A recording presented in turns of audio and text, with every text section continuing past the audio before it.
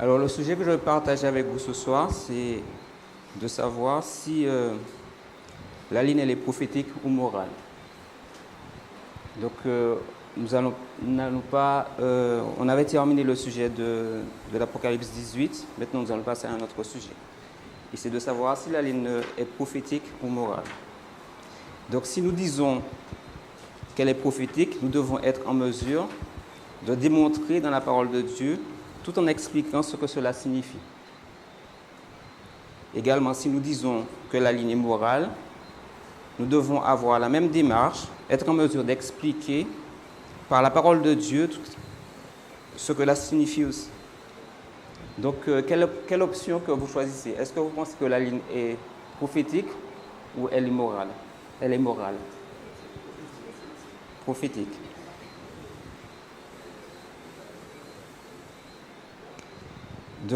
De façon intellectuelle, ce sujet est assez facile à comprendre, mais du point de vue spirituel, elle est très difficile à expérimenter. Donc, la raison pour cela, c'est que lorsque nous commençons à étudier ce sujet dans la parole de Dieu, nous arrivons à la conclusion que la lune représente l'évangile éternel. C'est à ce moment, pour certaines personnes, qu'il y a une lutte qui commence, la confusion commence à s'installer, à arriver, parce qu'on commence à se demander comment une ligne peut nous sauver. Parce que si nous disons que la ligne représente l'évangile éternel, donc à ce moment-là, on se pose la question et on se dit comment une ligne peut nous sauver. Et plusieurs personnes arrivent à cette conclusion et commencent à douter ou à ne pas vouloir faire confiance à la ligne. Donc, la raison de cela, c'est que dans notre église, dans l'église adventiste, à un certain moment, l'église a séparé l'évangile de la prophétie. Et donc, par rapport à ce fait, le fait que nous avons reçu cet enseignement, donc nous avons du mal à comprendre que la ligne représente l'évangile éternel et que la ligne n'est pas morale, mais elle est prophétique. Donc nous allons essayer d'étudier ce sujet pour pouvoir démontrer par la parole de Dieu que la ligne est effectivement prophétique et ce que cela signifie. Donc cette étude elle est basée sur Apocalypse 14, versets 6 à 12. Donc nous savons que c'est le message des trois anges. Donc on n'a pas besoin d'y aller, on connaît ces passages. Donc nous savons que dans la tragédie des siècles, le message du troisième ange commence en quelle année? Les messages des trois anges commencent en quelle année? En 1798. Donc vous connaissez les textes, on ne va pas y aller, donc ça va nous permettre de gagner du temps.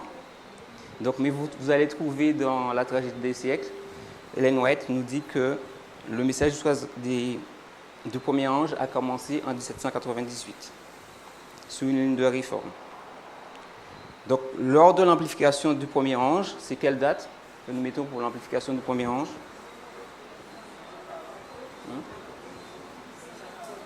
1840. Donc, l'amplification du premier ange en 1840, l'ange d'Apocalypse est descendu. Et qu'est-ce qu'il avait dans ses mains? Un petit livre. Et il posa un pied droit sur la terre, il posa un pied sur la terre, un pied sur la mer, et fit entendre les 7 tonnerres. Donc les 7 tonnerres ont fait entendre leur voix. C'est Apocalypse 10, versets 1 à 3. Donc nous allons lire ce passage. Apocalypse 10, versets 1 à 3.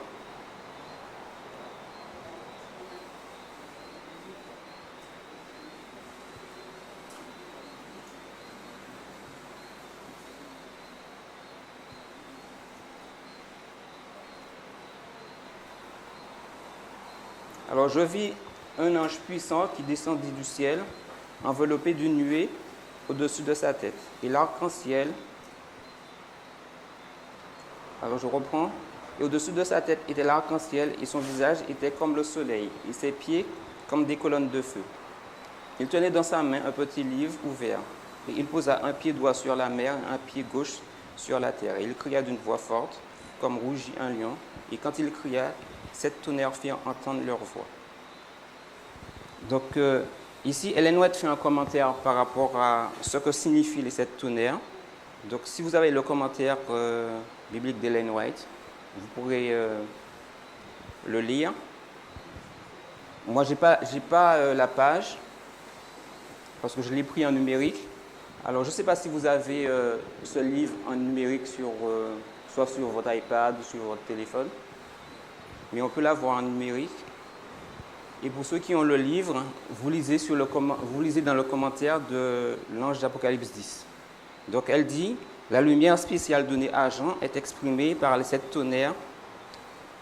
La lumière spéciale donnée à Jean et exprimée par les 7 tonnerres était une esquisse des événements à venir pendant la proclamation des messages du premier et du second ange.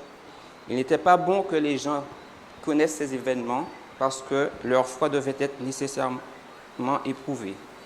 Le plan de Dieu était que des vérités plus merveilleuses et plus avancées soient proclamées. Les messages des premiers et second anges devaient être proclamés, mais une plus grande lumière ne devait pas être révélée avant que ces messages aient fait leur œuvre spéciale. Ceci est représenté par l'ange qui est debout, immobile avec un pied sur la mer, et qui jure solennellement qu'il y aurait plus de temps. Donc nous voyons que, à travers ce passage, que Ellen White associe le message du premier ange ou le message des 3 anges avec des événements. Donc, dans Apocalypse 14, les versets 6 à 12, nous avons un ange qui a un évangile éternel. Donc, l'ange n'est pas l'évangile éternel, mais il a un évangile éternel à présenter au monde. Et ce message, l'évangile qu'il va amener au monde, va commencer en 1798. Et lorsque le message est amplifié, en 1940, nous avons l'ange d'Apocalypse 10 qui descend, un pied sur la terre et un pied sur la mer, et il fait entendre les 7 tonnerres. Et Ellen White nous donne l'explication par rapport aux 7 tonnerres. Il nous dit que les 7 tonnerres, ce sont des événements. Ce sont des événements qui sont associés au message que l'ange apporte au monde. Et ce message, et ce que l'ange apporte au monde, c'est l'évangile éternel. Donc nous voyons qu'il y a une association entre le message et les événements. Parce qu'elle dit que dans le passage, la lumière spéciale donnée à Jean et exprimée par les 7 tonnerres était une esquisse d'événements à venir pendant la proclamation des messages des premiers et second anges. Donc on peut mettre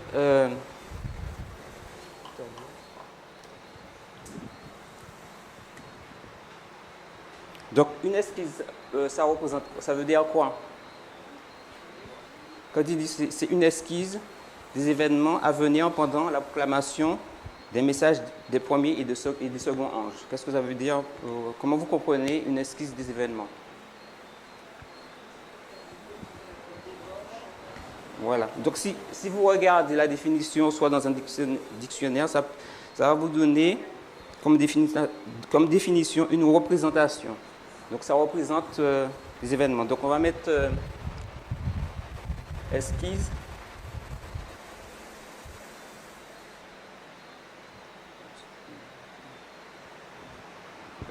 égale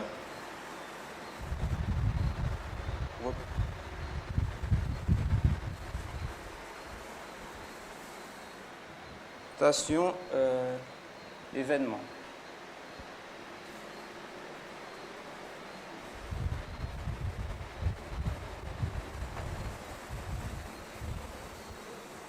D'accord? Hein?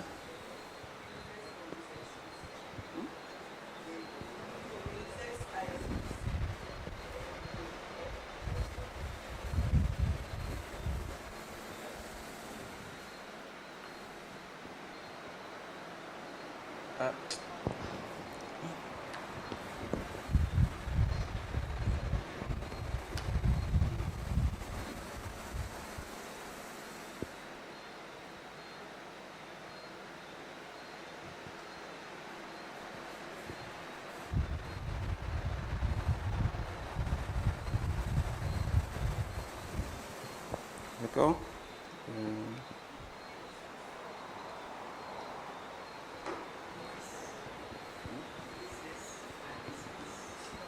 Ah, oui.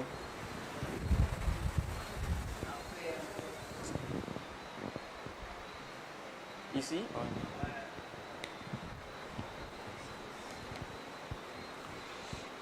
Alors, ça représente. Donc, nous voyons que par rapport à cette citation, Ellen White va associer les événements et l'évangile éternel. C'est dans le commentaire biblique d'Ellen White et le commentaire sur l'ange d'Apocalypse 10. Donc, je n'ai pas la page, donc vous allez au chapitre, parce que c'est par chapitre, et vous prenez le commentaire sur l'ange d'Apocalypse 10, et vous aurez ce paragraphe. C'est au début du chapitre. En numérique, quand je cherche le chapitre, ça ne me donne pas la page. Je n'ai pas le numéro de la page.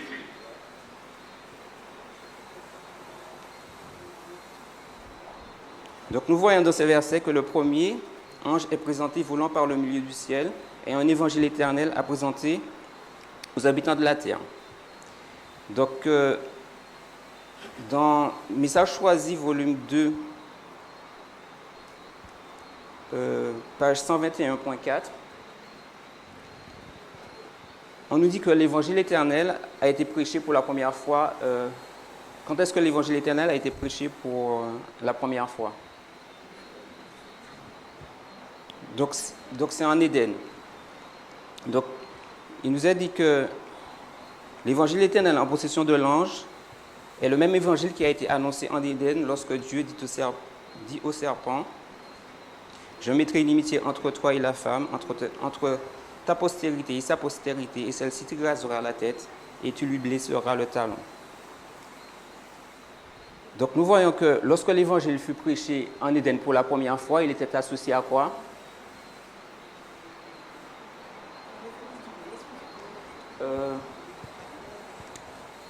Donc c'est Message choisi.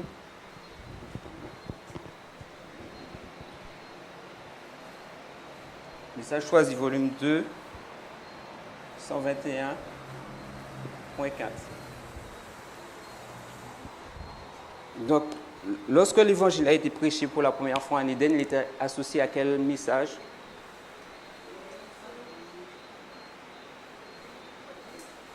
Oui, mais c'était quoi le message? Comment? Il était associé à un sauveur à venir. Et tandis que dans Apocalypse verset 14, il est associé à quoi?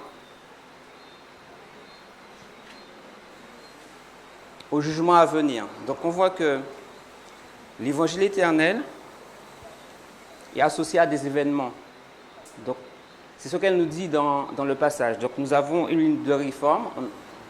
On a un message qui est un messager. Le premier ange, il vient avec un message. Et le premier ange, il vient avec un évangile. Mais cet évangile est associé à des événements. Est-ce que vous comprenez? Est-ce que vous suivez jusqu'à présent? Donc on a l'ange qui vient avec un message. Il est dit dans Apocalypse 14, un ange qui vole par le milieu du ciel ayant un évangile éternel à présenter au monde. Et Ellen White nous dit que cet évangile est associé à des événements. Donc, on voit que cet évangile, il a été prêché pour la première fois où? En Éden. Et l'événement qui était associé, c'était le sauveur qui devait venir. Tandis que dans Apocalypse 14, il est associé à quoi? Au jugement à venir. Donc maintenant, au point où nous sommes dans notre étude, on n'a pas encore défini ce que représente l'évangile. Mais on sait qu'on le retrouve sur la ligne prophétique, parce qu'il est associé à des événements.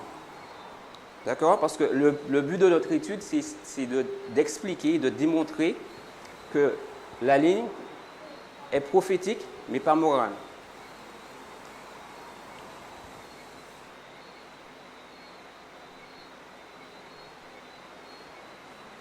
Donc Donc nous avons une autre citation qui nous dit que l'évangile éternel a été prêché dans toutes les générations. Donc c'est la tragédie des siècles. Je vais le noter, vous allez le lire parce qu'on n'aura pas le temps de tout lire. C'est la tragédie des siècles. 549.1.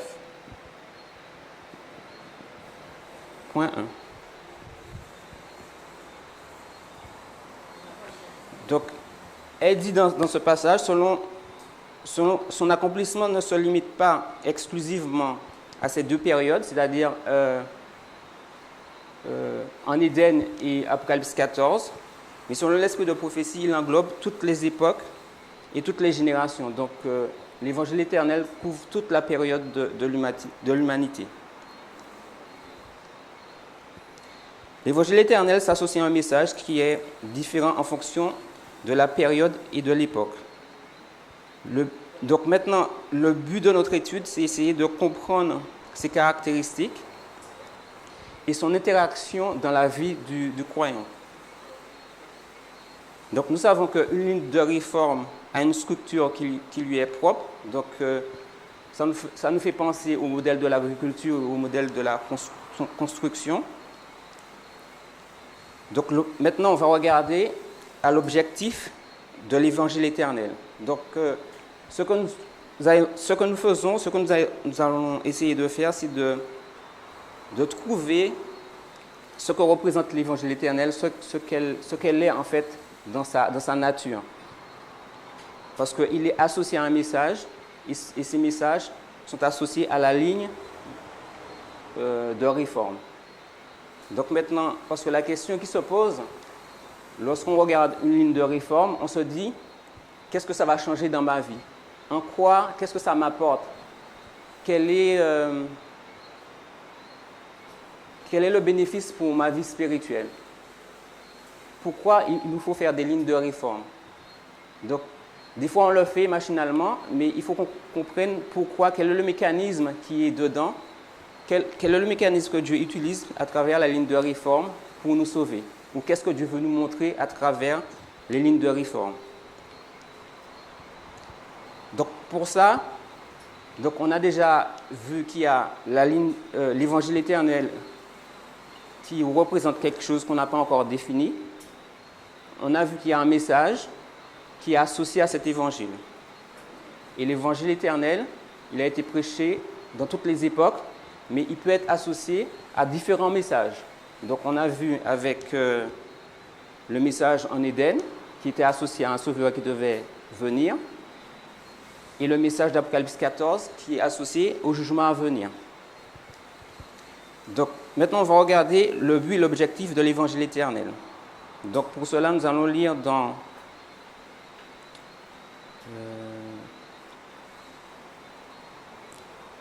Témoignage pour l'Église, volume 2, à la page 397.1.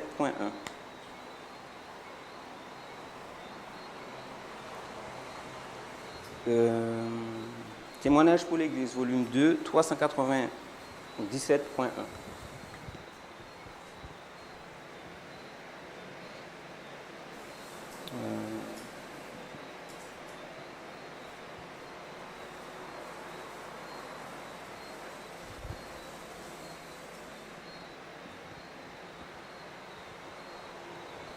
Donc, il nous dit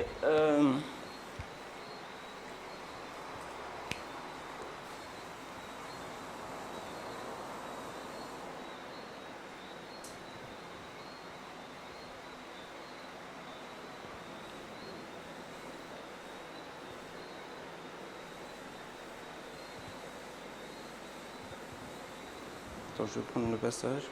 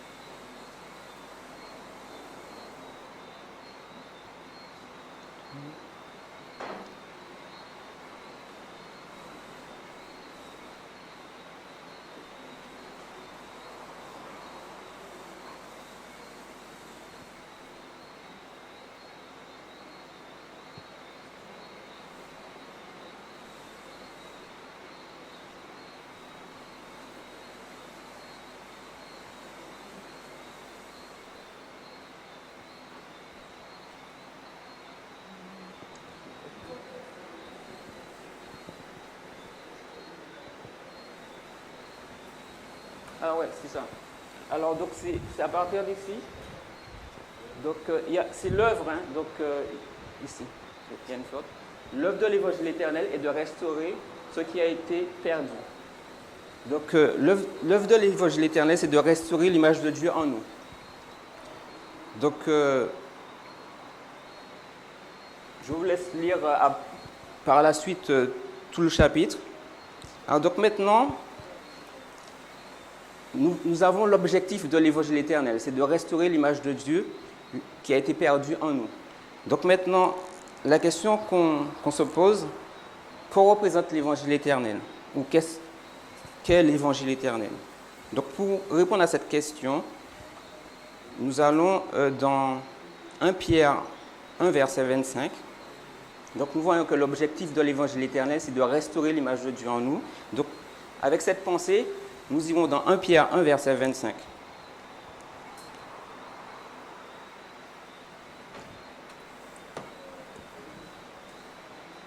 Alors je vais le prendre rapidement.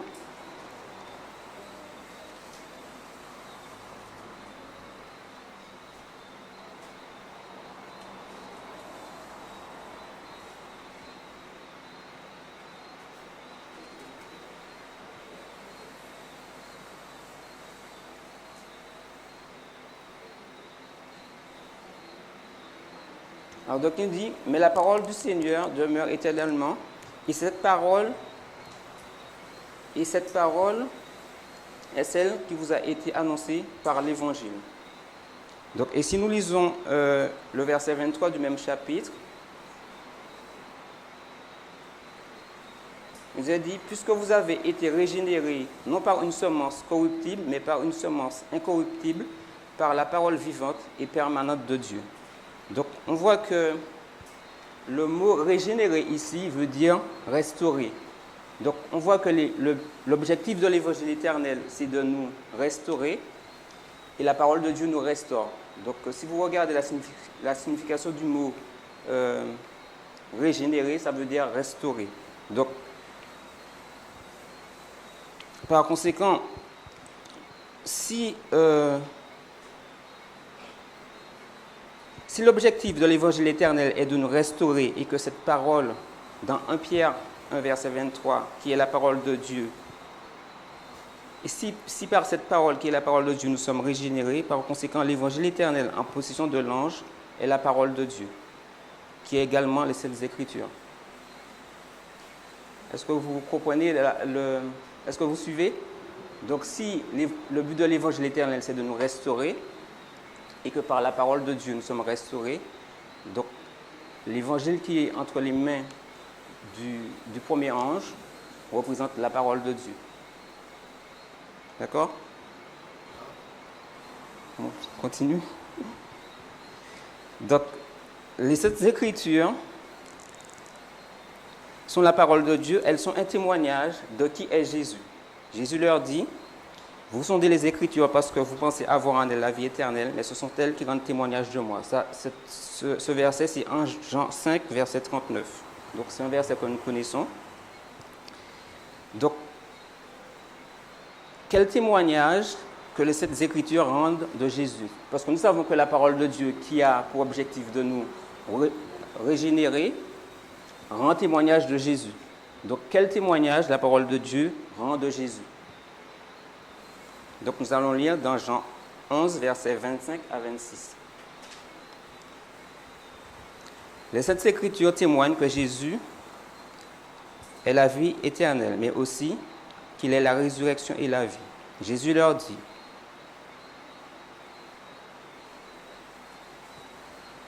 attends, je reprends.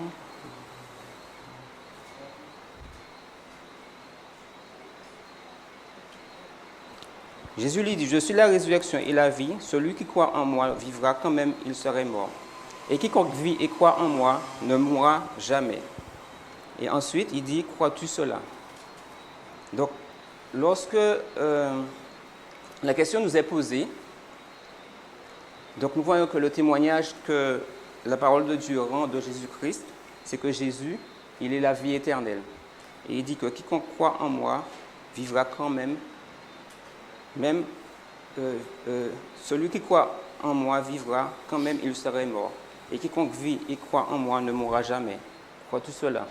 Donc, l'évangile éternel, lorsqu'il nous parvient, où la parole de Dieu nous questionne.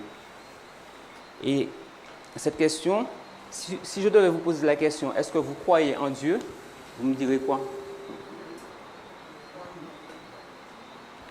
Comment? Vous direz quoi? Tout le monde dirait oui. Mais ce n'est pas aussi simple que ça. C'est-à-dire qu'on ne peut pas... On peut penser qu'on peut répondre à cette question, dire que oui, mais nous allons voir que ce n'est pas aussi direct que ça.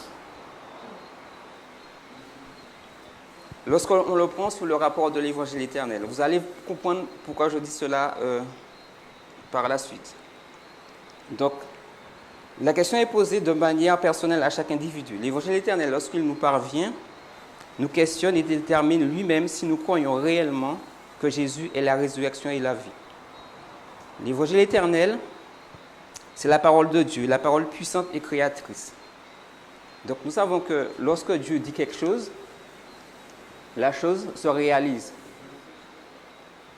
Donc, et si la parole de Dieu ne se réalise pas dans notre vie, ça veut dire que nous n'avons pas cru, parce que Dieu ne peut pas dire quelque chose qui ne se réalise pas. Donc nous avons l'exemple de Lazare, lorsque Jésus il disait que je suis la résurrection et la vie. Lorsqu'il a dit à Lazare de se lever, Lazare il s'est mis debout. Donc maintenant c'est pour montrer, ça c'est une parabole pour montrer que la puissance de la parole de Dieu, il a le pouvoir de nous recréer ou de nous régénérer. Et si cette régénération ne se fait pas, ça veut dire que nous n'avons pas la foi ou nous n'avons pas cru. Parce que systématiquement, lorsque Dieu va parler, ce qu'il va dire va se réaliser. Donc nous avons des exemples. Donc on ne va pas lire tous ces versets. Vous avez Hébreux 1, verset 3. Vous avez aussi Hébreux 11, verset 3 aussi. Hébreux 1, verset 3. Hébreux 11, verset 3. Psaume 148, verset 5. Et 2 Pierre 3, versets 5 à 7. Donc ces versets sont en rapport avec le fait que la parole de Dieu est infaillible, que la parole de Dieu est puissante. Donc je reprends Hébreux 1, verset 3. En français, ils disent la parole puissante. Hébreux 11, verset 3. Psaume 48, verset 5. Non, 148, excusez-moi. 148, verset 5. 2 Pierre 3, verset 5 à 7. Donc vous allez lire à la maison et donc vous notez à côté la parole de Dieu, la parole puissante. Okay? Donc on va lire une citation dans Éducation à la page 142.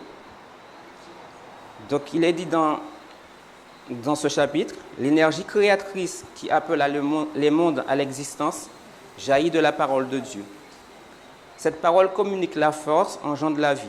Chaque prescription est une promesse qui apporte la vie divine à qui l'accepte de toute sa volonté et la reçoit dans son âme. La parole de Dieu transforme le caractère et recrée l'homme à l'image de son Seigneur. La vie ainsi engendrée se poursuivra, fortifiée de même par toute parole qui sort de la bouche de Dieu. Donc la référence, c'est Éducation, page 142. Tu as trouvé?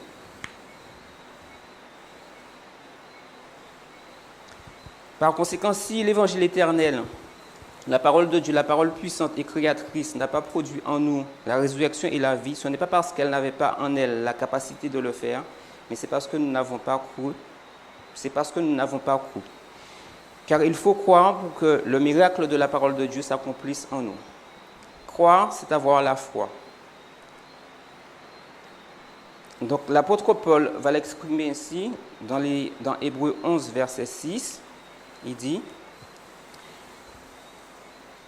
l'apôtre Paul en fait mention de la foi dans ses écrits comme quelque chose d'essentiel, car il dit, Sans la foi, il est impossible de lui être agréable.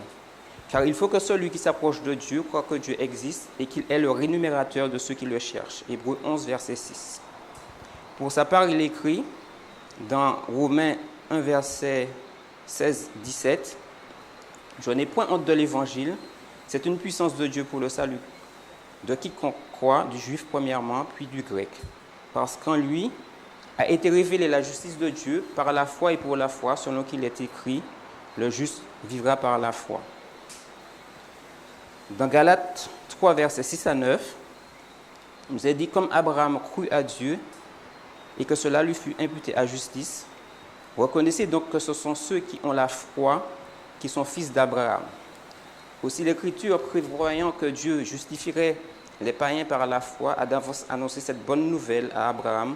Toutes les nations seront bénies en toi, de sorte que ceux qui croient sont bénis avec Abraham le croyant. Donc dans Genèse 12, 1 à 2, on nous dit Abraham fut imputé à justice après avoir cru à la parole de Dieu. Cette parole qui lui avait été dite, va-t'en de ton pays. Donc ce passage se trouve dans Genèse 12, versets 1 à 2. Va-t'en de ton pays, de ta patrie, de la maison de ton père, dans le pays que je te montrerai. Et je ferai de toi une grande nation. Je te bénirai et je rendrai ton nom grand et tu seras une source de bénédiction. Donc, c'est une promesse qui a été faite à Abraham. Donc, nous allons voir après, lorsque nous allons faire la ligne d'Abraham, que cette parole représente l'évangile éternel. Mais je le dis juste comme ça, après, nous allons le voir plus en détail. Mais avant la réalisation de cette promesse, par rapport à la foi d'Abraham, une confirmation était nécessaire parce qu'il n'avait pas cru au sujet de la postérité. En effet, Abraham avait ri en raison de son âge avancé. Donc ça, c'est dans Genèse 22, verset 2. Non, Genèse 17, verset 15 à 19. Donc, Abraham avait ri en raison de son âge avancé lorsqu'il entendit la promesse. Alors Dieu lui parla à nouveau et lui dit, « Prends ton fils, ton unique, celui que tu aimes, Isaac, va-t'en au pays de Morija et là offre-le en holocauste sur l'une des montagnes que je te dirai. » Là, c'est Genèse 22, verset 2.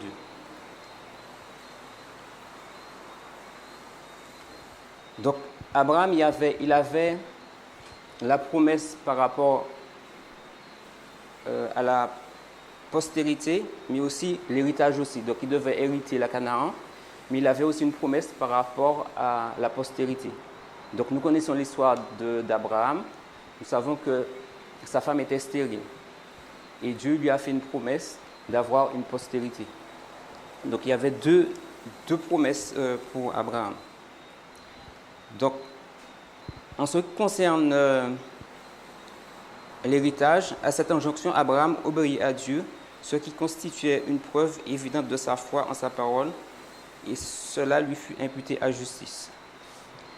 Ce test avait pour but de déterminer si Abraham était convaincu que Dieu pouvait réaliser sa promesse et également de démontrer que Dieu fait toutes choses par sa parole. Lorsque la parole fut adressée à Abraham,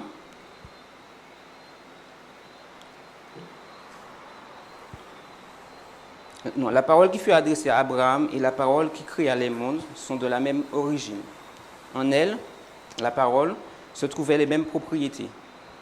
La parole a ce pouvoir en elle que lorsqu'elle est dite, elle produit d'elle-même et amène à l'existence ce pourquoi elle a été prononcée.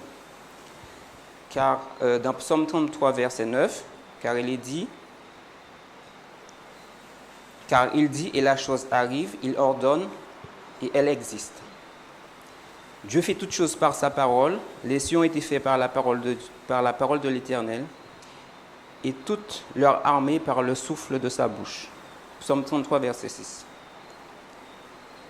En tout temps et en toutes circonstances, lorsque Dieu parle, il se trouve dans sa parole les mêmes propriétés, à savoir le pouvoir en elle même de produire et de réaliser la chose pour laquelle il a été prononcé. De sorte que, lorsque Abraham obéit à l'ordre de l'Éternel, par son obéissance, il affirmait que Dieu, par sa parole, pouvait redonner la vie aux morts. et qu'il est la résurrection et la vie. Donc nous voyons que lorsque Jésus dit que je suis la résurrection et la vie, et il dit « Crois-tu cela ?» Ça veut dire que l'objectif que Dieu a pour notre vie doit se réaliser. Et si ça ne se réalise pas, ce n'est pas parce que Dieu n'a pas eu la capacité de le faire, mais c'est parce que nous n'avons pas cru en la parole de Dieu. Et la parabole de Lazare, lorsque Dieu dit à Lazare, lève-toi, c'est la parole qui génère la vie dans Lazare, qui lui permet de revenir à la vie. Donc, nous pouvons être confiants dans cette parole, parce que nous verrons à la fin que Dieu il a un projet pour notre vie. Et ce que je vais vous montrer, on va essayer d'expliquer sur la ligne, c'est que la ligne, il va démontrer la puissance de la parole de Dieu à travers la prophétie. Parce que lorsque Dieu il va prophétiser, sa parole va se réaliser. Et c'est ce que nous regardons sur la ligne. Et c'est dans ce sens-là que nous disons que la ligne, elle est prophétique mais pas morale. Parce que c'est une démonstration de la puissance de la parole de Dieu. Donc, il est dit pour Abraham, lorsqu'Abraham obéit à l'ordre de l'Éternel, par son obéissance, il affirmait que Dieu, par sa parole, pouvait redonner la vie aux morts et qu'il est la résurrection et la vie. L'apôtre Paul écrit à son sujet, donc ça c'est dans Romains 4, 17 à 22. Je t'ai établi père d'un grand nombre de nations. Il est notre Père devant celui auquel, là il est en train de parler d'Abraham, il est notre Père devant celui auquel il a cru Dieu qui donne la vie aux morts et qui appelle les choses qui ne sont point comme si elles n'étaient. Donc en parlant de la foi d'Abraham. Le test qu'Abraham a suivi avait pour objectif, entre autres, de révéler la parole puissante de Dieu. Espérant contre toute espérance, il crut en sorte qu'il devient père d'un grand nombre de nations, selon ce qui lui avait été dit, telle sera ta postérité. Et sans faiblir dans la foi, il ne considéra point que son corps était déjà usé, puisqu'il avait près de 100 ans, et que Sarah n'était plus en état d'avoir des enfants. Il ne douta point par incrédulité au sujet de la promesse de Dieu, mais il fut fortifié par la foi, donnant gloire à Dieu. Et ayant la pleine conviction que ce qu'il promet, il peut aussi l'accomplir.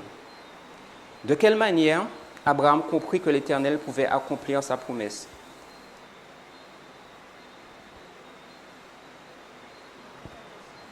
Donc, on nous dit au verset, dans Romains 17, verset 22, je vais reprendre.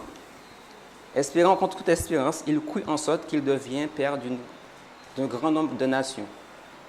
Selon ce qui lui avait été dit, telle sera ta postérité. Donc nous savons qu'Abraham, il était déjà âgé, sa femme aussi, et ils n'avaient pas d'enfants. Et sa femme était stérile. Mais Dieu lui a promis une postérité. Et il a cru en ce que Dieu lui avait dit. Et ce qu'il est en train de dire ici, l'apôtre Paul. Espérant contre toute espérance, il crut en sorte qu'il devient père d'un grand nombre de nations, selon ce qui lui avait été dit, telle sera ta postérité. Et sans faiblir dans la foi, il ne considéra point que son corps était déjà usé, puisqu'il avait près de 100 ans, et que Sarah n'était plus en état d'avoir des enfants. Il ne douta point par incrédulité au sujet de la promesse de Dieu, mais il fut fortifié par la foi, donnant gloire à Dieu, et ayant la pleine conviction que ce que Dieu promet, il peut aussi l'accomplir. Donc, de quelle façon il a compris que Dieu pouvait accomplir cette promesse? Par la foi, oui, mais comment? Hein? Oui.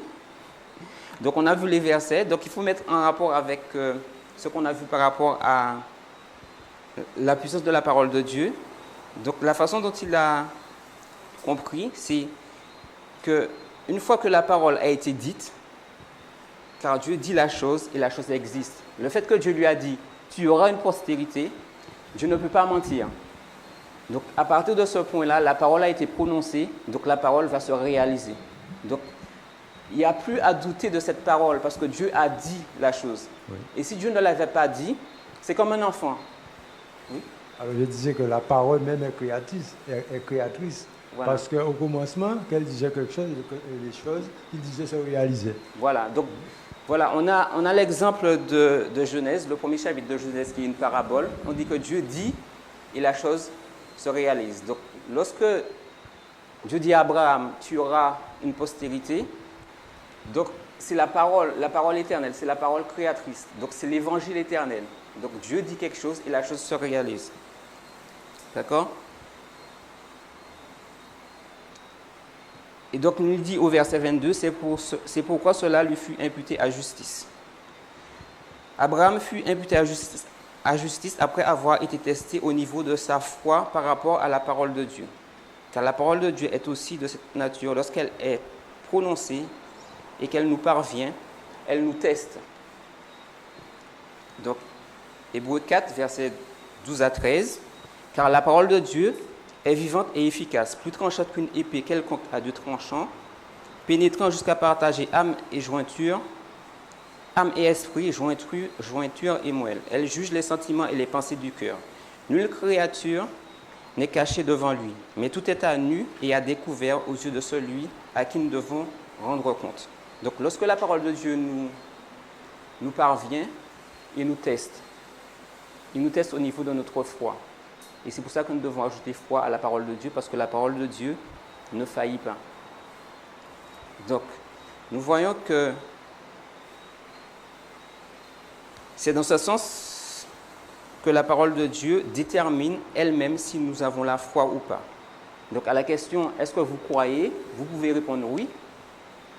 Mais si la parole de Dieu n'a pas produit ce pourquoi il a été prononcé dans votre vie, ça veut dire que vous n'avez pas cru. Donc, c'est plus profond que ce qu'on peut penser. Donc, quand je vous pose la question, quand la question est posée, crois-tu, est-ce que tu crois à la parole de Dieu? On peut répondre oui, mais nous voyons que la parole de Dieu est infaillible.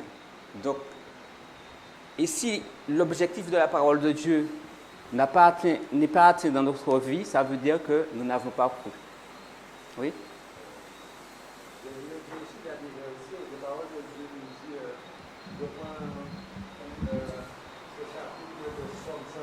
Qui nous dit, au verset 22, vous, comment je dirais ça, vous vous levez tôt le matin, vous vous couchez tard, pour gagner votre pain de douleur.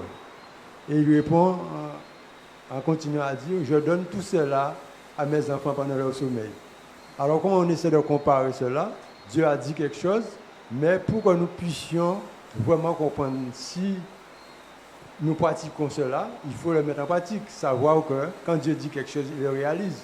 Parce qu'il nous a dit que si nous sommes ses enfants, il nous donne tout cela pendant le sommeil. Et on voit quand même comment nous sommes têtus d'une manière ou d'une autre, qu'on ne fait pas confiance à la parole de Dieu, c'est pourquoi nous avons tant de difficultés à avoir ce que nous devons avoir. Okay. Donc, on a vu dans Hébreux 4, versets 12 à 13, que la parole de Dieu nous sonde, nous teste. Donc, dans Hébreux 11, verset 17, il nous est dit, c'est par la foi qu'Abraham offrit Isaac lorsqu'il fut mis à l'épreuve et qu'il offrit son fils unique selon lui qui avait reçu les promesses. Alors, je reprends. C'est par la foi qu'Abraham offrit Isaac lorsqu'il fut mis à l'épreuve et qu'il offrit son fils unique, lui qui avait reçu les promesses. Donc on voit que la parole de Dieu nous éprouve et nous teste. Donc Abraham avait reçu de l'Éternel la promesse qu'il ferait de lui une grande nation. Mais il douta de cette parole. Aussi Dieu, alors donc là c'est dans Patriarches et Prophètes. Vous allez le lire, je vais mettre, lorsque Abraham fut testé, c'est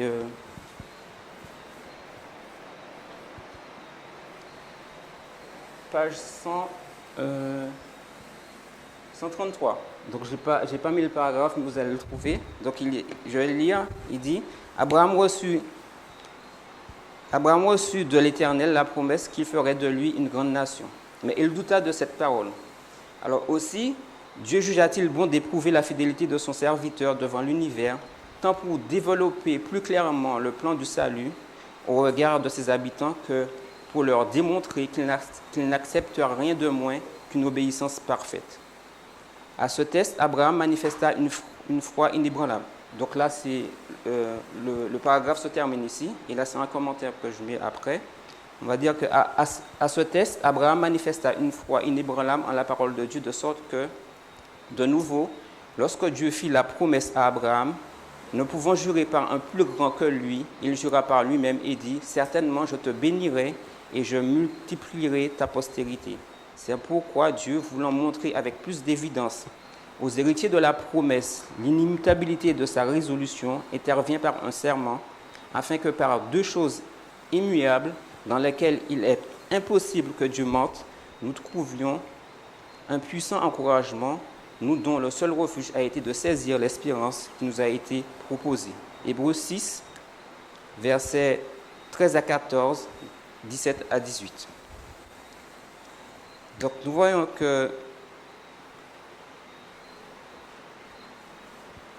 l'expérience d'Abraham à travers ce test, qui est aussi une parabole, nous enseigne que Dieu peut redonner la vie aux morts.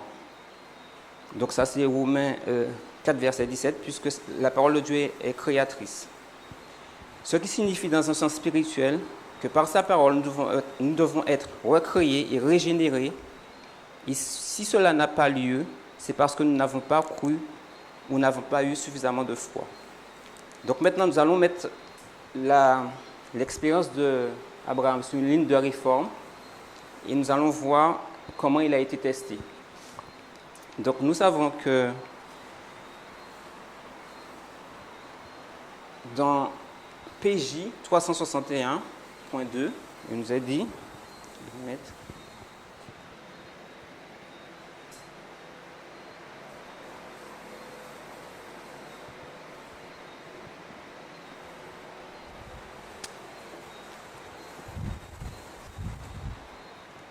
il nous a dit, ouais,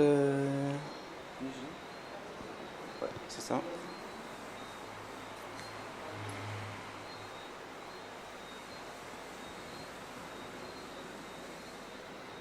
Donc dans ce passage, il nous est dit que c'est à minuit que les vierges sont... voilà. Quand à minuit, le cri se fit entendre, voici l'époux aller à sa rencontre, et que les vierges furent tirées de leur sommeil, on vit alors lesquelles étaient préparées. Donc tous furent prises à l'improviste, mais l'un était en mesure de faire face à toute éventualité. Donc, en gros, dans ce passage, nous voyons qu'à minuit, on est testé. Donc les vierges ont été testées à minuit. Donc là, on a vu le caractère on voit que le caractère qui se révèle à ce moment-là. Donc, lorsqu'on fait la ligne de réforme,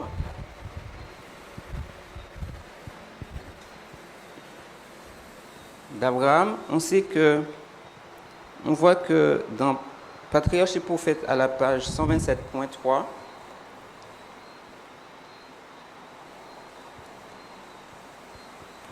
on nous dit Abraham avait 120 ans lorsqu'il reçut cette injonction qui était pour lui la dernière et ultime épreuve que nous pouvons placer à minuit sur une ligne de réforme. Parce qu'on sait qu'à minuit, on est testé. Donc Abraham, il avait reçu deux promesses, l'héritage et la postérité. Mais on sait qu'il a douté au sujet de la postérité.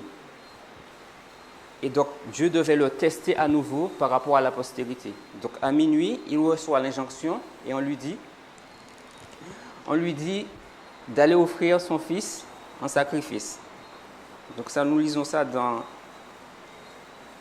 Patriarches et Prophètes 127.3. Patriarches et Prophètes 127.3. Donc, il avait 120 ans.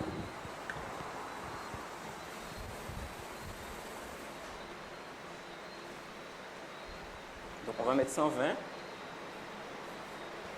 120, c'est 120 pour l'âge de...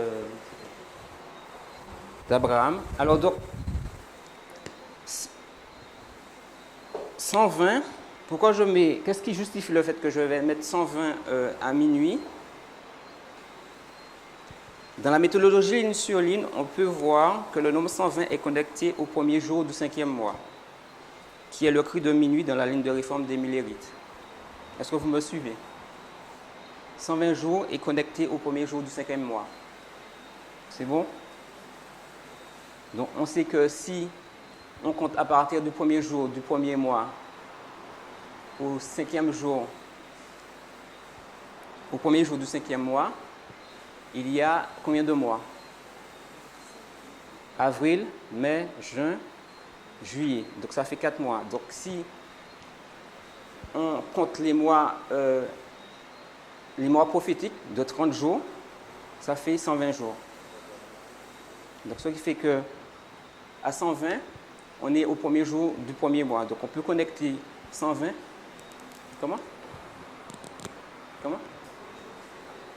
Premier jour du 5e mois. Ah. Alors, premier jour.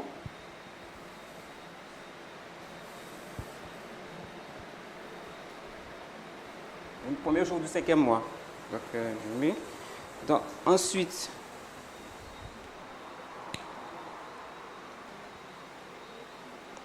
le premier jour du 5e mois, dans Nombre 33, versets 38 à 39, est connecté à la 40e année. Comment? Nombre 33, 38 à 39. Le premier jour du 5e mois est connecté à la 40e année. On va le lire.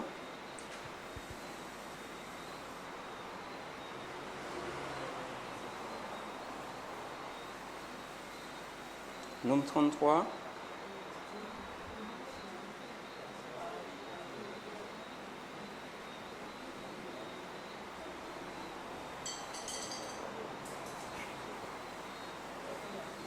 Alors le sacrificateur Aaron monta sur la montagne de Hor suivant l'ordre de l'Éternel et il mourut la 40e année après la sortie des enfants d'Israël du pays d'Égypte, le 5e mois, le premier jour du mois. D'accord? Donc, nous savons que la 40e année représente les 40 jours, puisque les 40 jours d'exploration du pays de Canaan qui aboutit au 10e test final à Kades Barnea. Donc, on sait que les 40 jours représentent les 40 années, puisque Dieu va leur donner 40 ans, ils ont pris 40 jours pour explorer le pays et Dieu va leur donner 40 ans dans le désert. Donc, et à la fin des 40 ans ou des 40 jours, il y a eu un test. Et c'est le test final. Donc, Abraham aussi, il est testé. Donc on a une connexion avec le premier jour du 5e mois qui est qu'on peut mettre en parallèle avec le cri de minuit, mais aussi on peut mettre aussi le test, puisque Abraham il est testé lorsqu'il a 120 ans par rapport à la postérité. Par l'héritage, mais la postérité. Oui. On ne l'a pas lu. C'est dans Patriarches et Prophètes.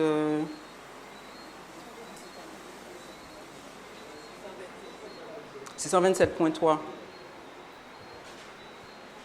Tu veux qu'on le lise ou tu... Oui. Comment? Oui. À l'âge de 120 ans, oui. Il a été testé. Le test, c'est son fils, il devait offrir son fils en sacrifice. Parce que Dieu lui a promis une postérité. Et il a douté au sujet de la postérité, mais pas au sujet de l'héritage. Donc nous allons le voir sur la ligne. Donc il nous dit que dans Patriarches et Prophètes à la page 128.3, 50 ans plus tôt, à l'âge de 70 ans, il reçut la promesse d'une postérité et l'appel de se séparer de l'idolâtrie, ce qui marque le temps de la fin sur la ligne de réforme. Donc, on a Patriarche et Prophète 128.3 et Acte 7, versets 2 à 4. Donc 50 ans, il va nous dire 50 ans plus tôt, ce qui nous ramène à l'âge de 70 ans. 70 ans, et vous allez lire dans Acte des Apôtres, le verset 7, chapitre 7, 2 à 4. D'accord? Donc, c'est là qu'il reçoit l'appel, donc on va le lire. Acte 7.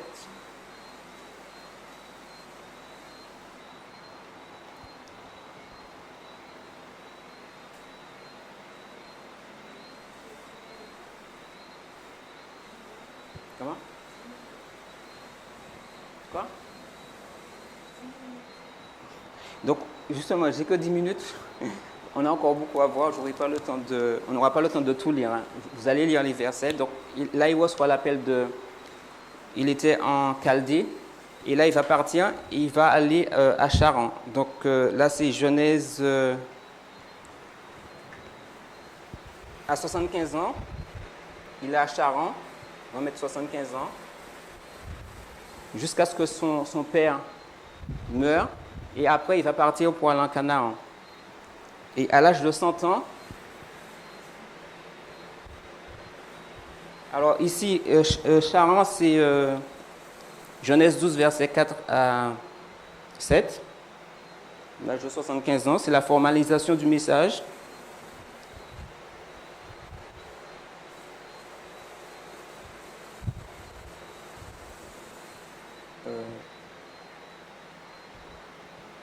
Je mets F, formalisation, message. Ensuite, à 100 ans, il arrive, il rentre en alliance avec Dieu. Donc ça, c'est Patriarche et Prophète 128.2 et Genèse 17, verset 1. Ce qui représente...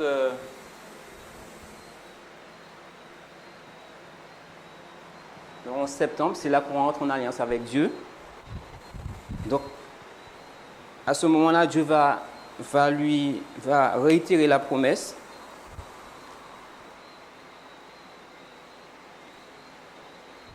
Donc, nous avons compris de la ligne de réforme des Millérites que le cri de Moigny représente un point, mais aussi une période. Donc, un point, et l'Indien déclare que le cri de minuit a été donné au milieu de la période allant du premier des appointements au 22 octobre 1844, qui est le 21 juillet. Donc, on sait que le 21 juillet représente le cri de minuit, mais c'est un point, mais c'est une période. Donc, ça commence le 21 juillet et ça arrive le premier jour, le quatrième jour le cinquième jour du quatrième mois, qui est... Donc, si on peut mettre la période ici, le quatrième jour, non, le cinquième jour, c'est le cinquième jour le 21 juillet, c'est le cinquième jour du quatrième. Oui, voilà, le cinquième jour du quatrième mois. Donc, c'est le 21 juillet. De mémoire. Donc, on sait que c'est une période.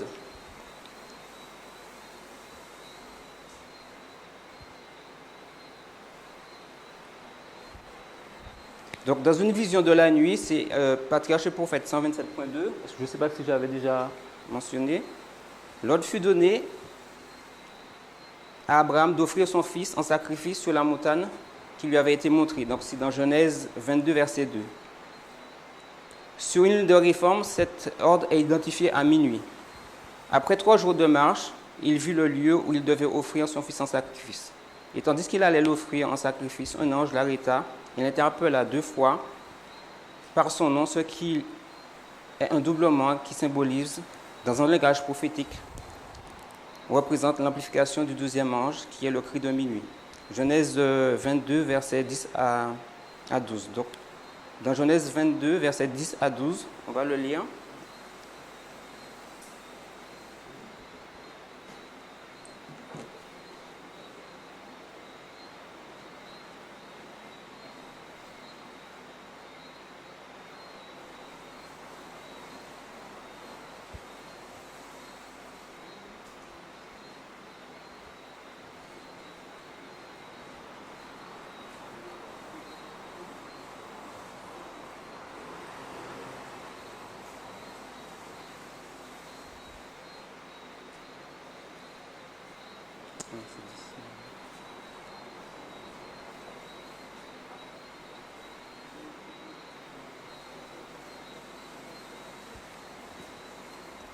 Puis Abraham étendit la main et prit le couteau pour égorger son fils. Alors l'ange de l'Éternel l'appela des cieux et dit « Abraham, Abraham ». Donc on voit que ici,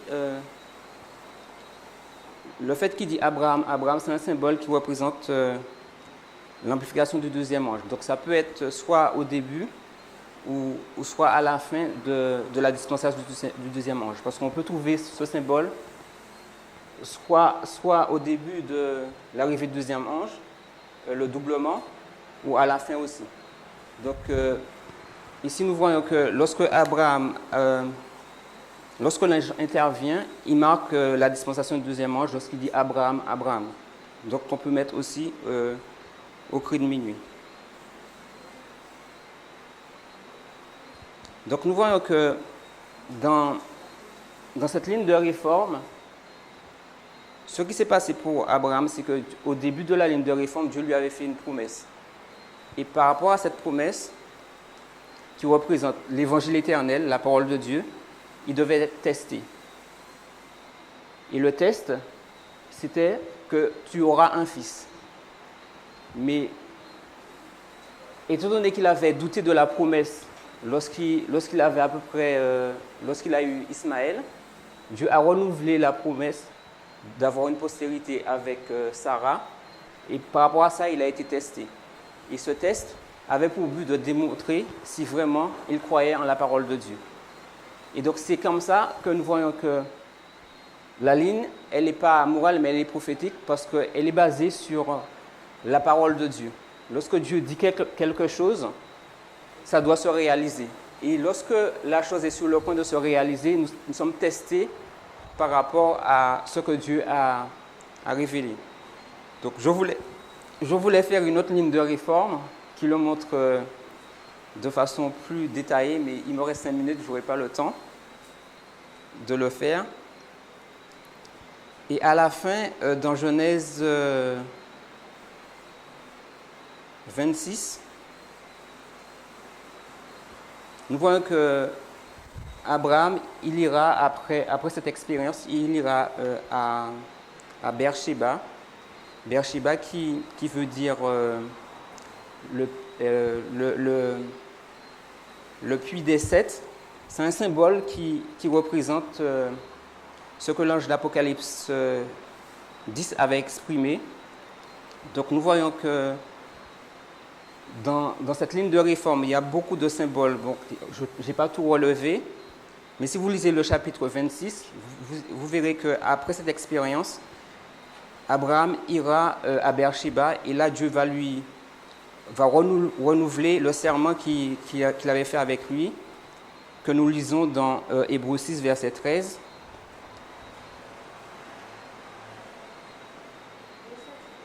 Hébreux 6, verset... Ça veut dire le puits des 7. Donc, ouais, voilà. Ou qui veut dire serment. Donc le nombre 7 ajouté à un serment indique la certitude de la bénédiction promise. Dans Genèse 21, 28 à 30. Donc pour la fin de la ligne, on va mettre Genèse 21,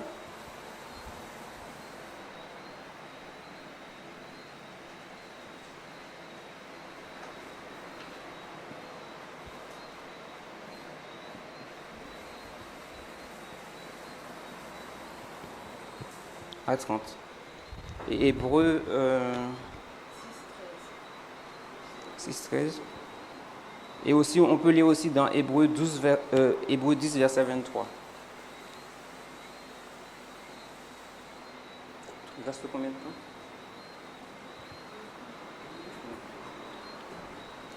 Donc,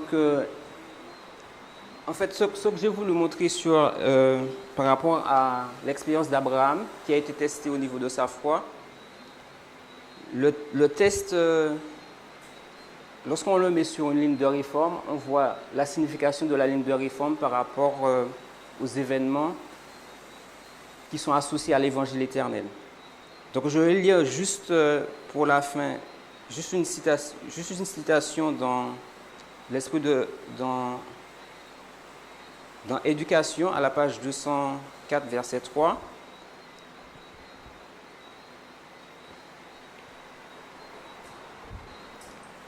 Pour confirmer un peu ce que nous avons vu par rapport à l'évangile éternel. Éducation 204.3.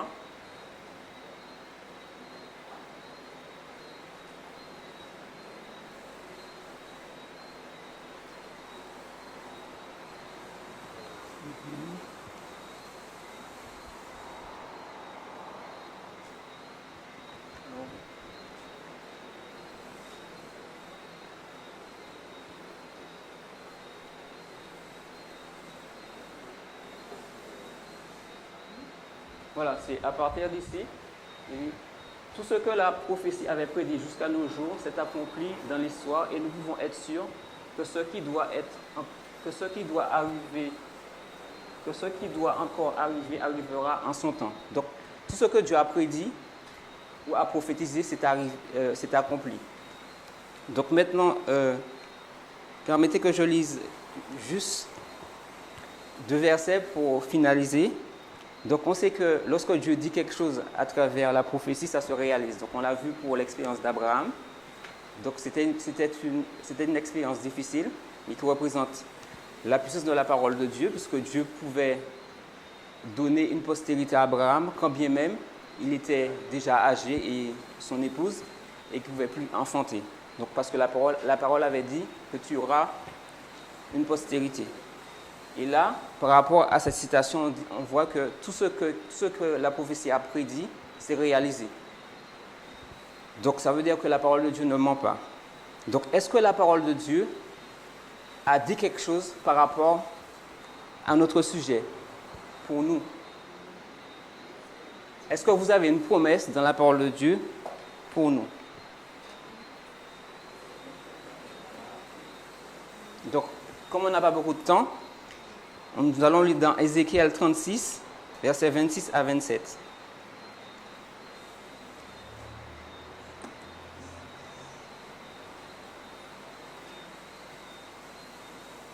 Ézéchiel 36.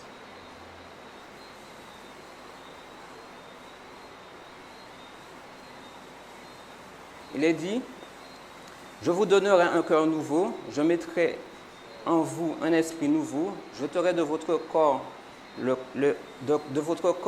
cœur de pierre et je vous donnerai un cœur de chair. Je mettrai mon esprit en vous et je ferai en sorte que vous suivez mes ordonnances et que vous observez et pratiquez mes lois. Donc ici, la même parole qui a prophétisé au sujet de la création ou au sujet de la postérité, c'est la même parole qui dit aujourd'hui: je vous donnerai un cœur nouveau. Donc ici, lorsque nous faisons une ligne de prophétie, ce que Dieu veut nous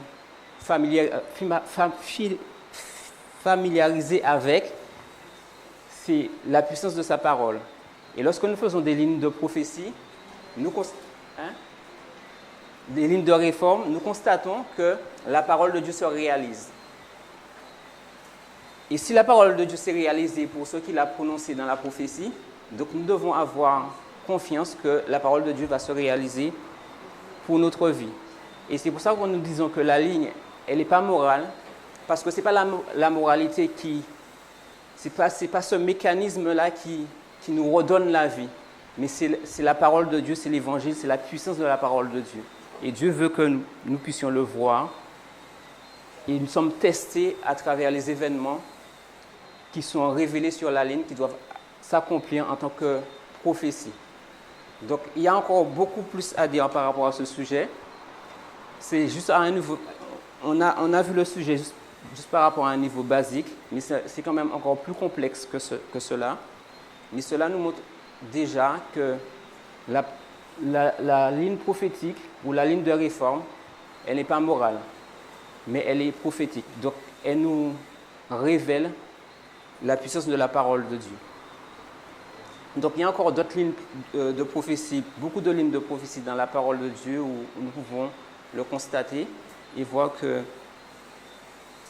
Dieu veut nous susciter de la foi en nous par rapport à sa parole, en nous montrant que la prophétie, tout ce qu'il a dit, tout ce qui a été dit dans la prophétie s'est réalisé. Et donc, nous devons avoir confiance que lorsque Dieu nous dit qu'il va nous donner un cœur nouveau, que nous devons avoir foi dans cette parole pour que cette parole puisse se réaliser dans notre vie. Donc, j'espère que ça va peut-être aider de pouvoir comprendre pourquoi nous disons dans le mouvement que la ligne elle est prophétique et pas morale. Et bien souvent, lorsqu'on perd de vue ce point, on en vient à dire que est-ce que une ligne va me sauver? Pourquoi j'ai besoin de faire une ligne? Pourquoi j'ai besoin d'étudier la prophétie pour pouvoir être sauvé? Cela est venu du fait que par rapport à l'expérience qu'on a eue dans l'Église adventiste, qu'après 1863 jusqu'en 1989, on a laissé la prophétie de côté et on a séparé la prophétie de l'évangile. Donc on ne comprend plus que l'évangile éternel, c'est la parole de Dieu. Donc on a un autre évangile qui n'est pas prophétique, mais qui ne fait pas une démonstration de la puissance de la parole de Dieu. Donc je vais m'arrêter là. Et peut-être pour une autre fois, nous allons continuer à découvrir encore d'autres lignes prophétiques qui nous révèlent au sujet de la parole de Dieu et au sujet de la ligne. Et aujourd'hui, juste pour finir, vous allez entendre peut-être souvent Chimène qui dit, ou Parmender, de suivre la ligne, de faire confiance à la ligne. Et donc, vous comprenez pourquoi Parmender dit ça, ou d'autres speakers qui disent cela, et des fois cela peut choquer parce qu'on ne comprend pas pourquoi. Parce que lorsqu'on dit qu'il faut suivre la ligne révèle la parole de Dieu et la puissance de la parole de Dieu dans l'accomplissement de la prophétie.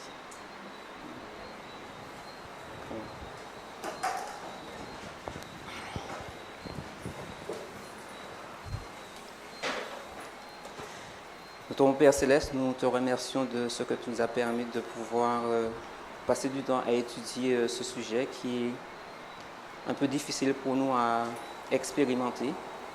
Mais nous te prions, Père Céleste, de nous aider à te contempler à travers ta parole et à travers les actions que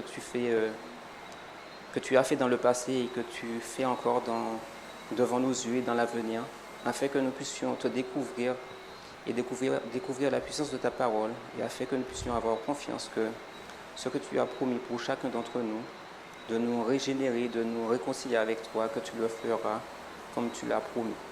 Nous te prions, Père Céleste, que tu puisses faire grandir en notre foi et que tu puisses nous donner ton esprit afin que nous puissions comprendre le plan de la rédemption que tu as établi pour nous permettre de revenir à toi et participer avec toi au jour sans fin de l'éternité.